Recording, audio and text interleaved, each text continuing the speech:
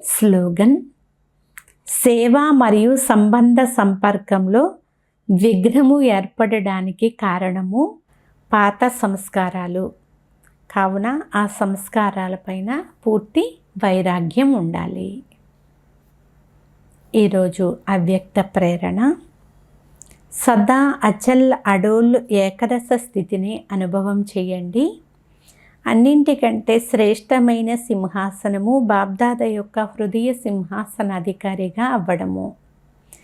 కానీ ఈ సింహాసనంపై కూర్చోవాలి అంటే మొదట అచల్ అడోల్ ఏకరస స్థితి యొక్క సింహాసనం కావాలి. ఎప్పుడైతే అకాల సింహాసనాధికారులుగా అయ్యే అభ్యాసం ఉంటుందో అప్పుడే ఏకరస స్థితి యొక్క సింహాసనం పైన స్థితమై ఉండగలుగుతారు.